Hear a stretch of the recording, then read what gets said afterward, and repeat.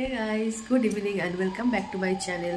তো সকলকে জানাই হ্যাপি মকর সংক্রান্তি। আর আজকে বানাবো হচ্ছে পিঠে, কারণ বাঙালি আর পিঠে হবে না একটু হতেই পারে না।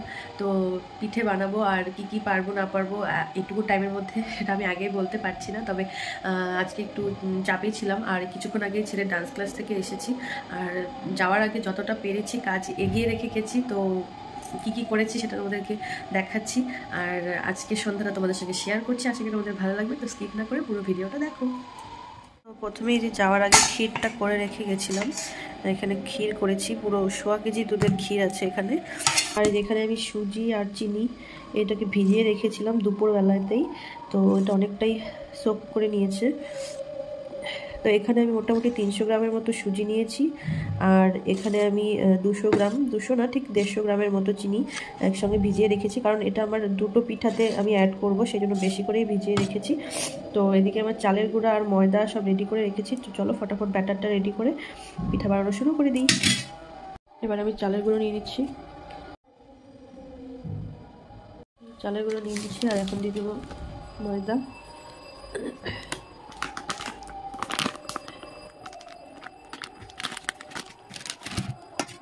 ভালো করে একটু মিক্স করে নিব।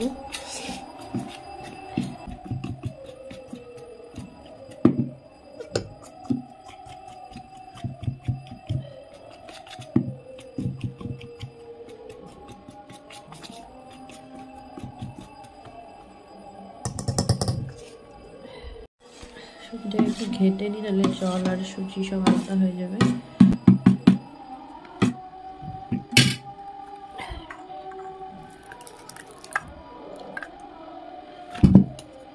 আস্তে আস্তে থেকে মিশিয়ে দেব।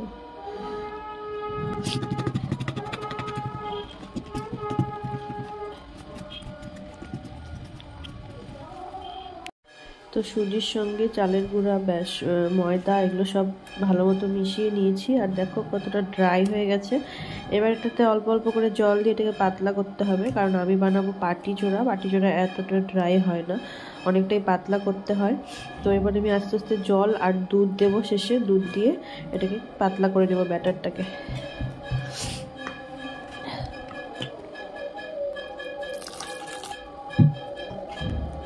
অল্প অল্প করে জল দেবো আর ব্যাটারটাকে পাতলা করে নেব।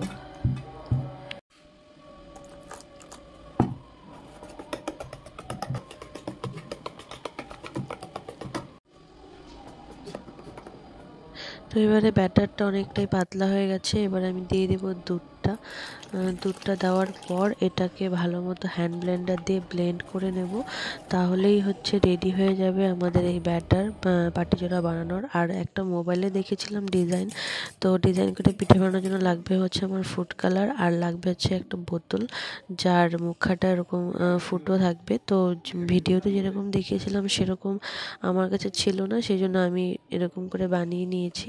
তোমরা চাইলে এইভাবে হোমমেড তৈরি করে নিতে পারো। তো যাই হোক, আমি এইভাবে এখন যে ফুড কালারটার সঙ্গে ওই ব্যাটারটা মিক্স করে নিচ্ছি, নিয়ে ওই বোতলটাতে ভরে নেব। এটা দিয়ে একটা ডিজাইন করতে হবে। তো চলো। তো এদিকে আমি তাওয়া বসিয়ে দিয়েছি, আর এবার আজকে নিচে বসে করছি, কারণ গ্যাসের ওখানে দাঁড়িয়ে দাঁড়িয়ে করতে হলে পিঠে ভাজতে ভাজতে পা কোমরের অবস্থা দুটোই খারাপ হয়ে যায়। তো দেখতে পাচ্ছ এই বোতলটা দিয়ে ডিজাইন তেমন যেরকম মোবাইলে দেখেছিলাম সেরকম হয়তো হচ্ছে না, তবে চেষ্টা করছি সেরকমভাবেই করার।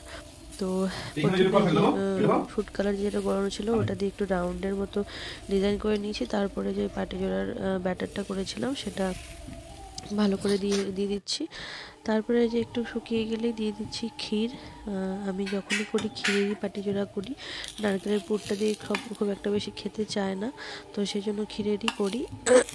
আর যে এবার যেরকমভাবে অমলেট করি সেরকমভাবেই উল্টে করছি। তো দেখতেই পাচ্ছ ডিজাইনটা কেমন হয়েছে। সো এই ডিজাইন করে ভাজার যে প্রসেসটা আছে এটা আমি একটা ভিডিওতে দেখেছিলাম, তো সেটা একটু ট্রাই করলাম। এতে কোনো টেস্ট বা ফ্লেভার কোনো কিছু চেঞ্জ হয় না, যেটা পাটিজোড়া যেমন লাগে খেতে সেরকমই লাগে। তো আমি দু রকমেরই ভেজেছি, নর্মাল ভেজেছি, ডিজাইন করেও ভেজেছি। আর এদিকে আমার হাজব্যান্ড একটু চা করে দিল, বললো চা খাও, চা খেতে খেতে করো, তাহলে একটু এনার্জি পাবে। তো যাই হোক, এদিকে পাটিজোড়াটা মোটামুটি ভাজার শেষের দিকে। এবার আমার মালপোয়ার ব্যাটারটা তৈরি করে নিই। তো সেম প্রসেসে ব্যাটারটাকে গুলে নিয়েছি, আর এটা আগেরটার থেকে অনেকটাই ঘন করে নিয়েছি। আর কারণ এখানে একটু জল দিতে হবে, আর এখানে একটু জল অলরেডি দিয়ে রেখেছি, এটা হচ্ছে খেজুরের গুড়। তো পাটি চোড়াটা যেরকম দুরকমভাবে মানে একই জিনিস দুরকম ডিজাইনে করেছি, তো এটাও দুটো ফ্লেভারে করব, একটা চিনি দিয়ে করব আর একটা খেজুরের গুড় দিয়ে করব। তো এখানে একটু জল নিয়ে খেজুরের গুড়টাকে ভিজিয়ে রেখেছি, এবারে ব্যাটারটা এটার মধ্যে দিয়ে ভালো করে মিশিয়ে নেব।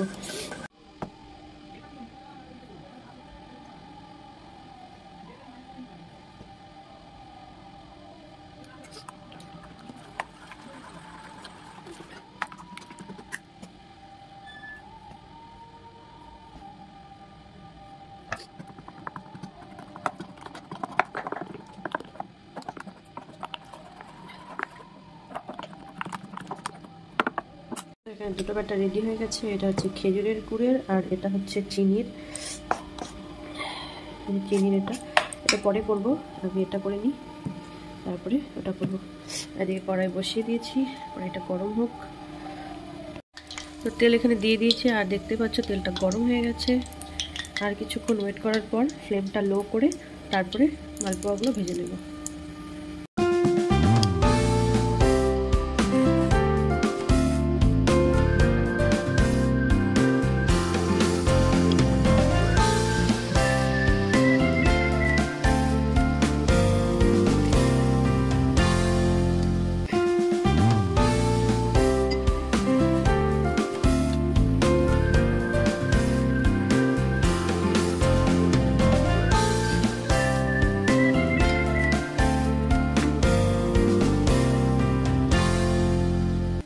দেখতেই পাচ্ছ মালপোয়াগুলো কি সুন্দর করে ফুলে ফুলে উঠছে, মনে হচ্ছে লুচি ভাজছে, লুচির মতো একদম ফুলে ফেপে উঠছে।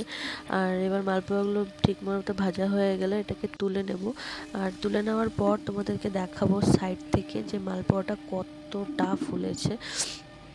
তো সেটাই তোমাদেরকে দেখাচ্ছি, দাঁড়াও। এই দেখো মালপোয়াগুলো কি সুন্দর ফুলে উঠেছে। তো এবার ফটাফট মালপোয়াগুলো ভেজে নিই।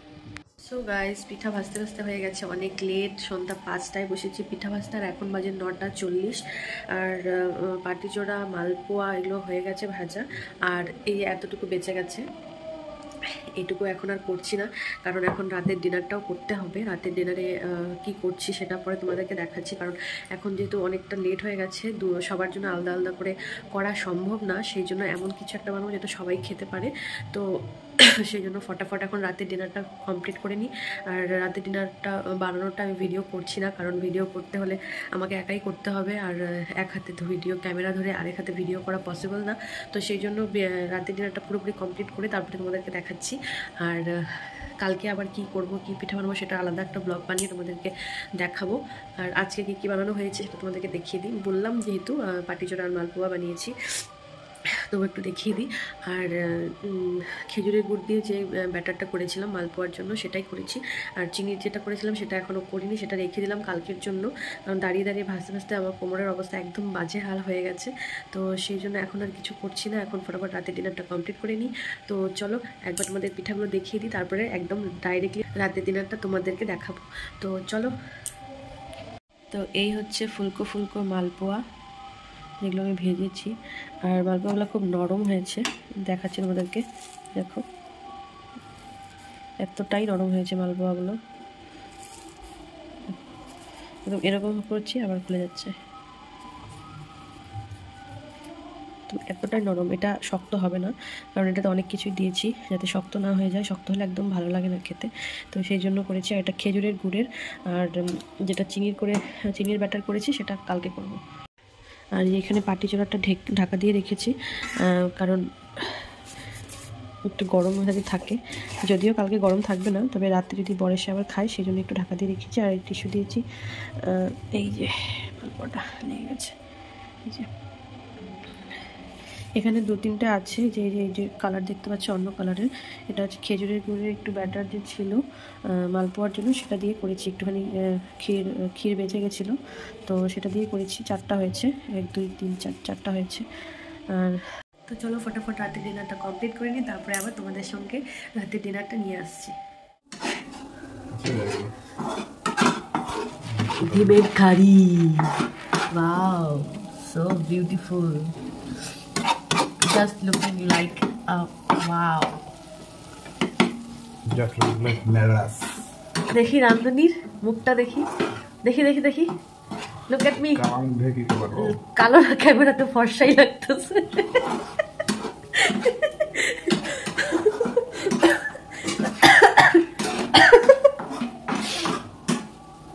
সো গাইস, এটা হচ্ছে রাতের ডিনার। খিচুড়িটা আমি করেছি, পাঁপড় ভাজাটাও আমি করেছি, বাট ডিমের কারিটা আমার হাজব্যান্ড করেছে, তোমরা তো ভিডিওতে দেখলেই।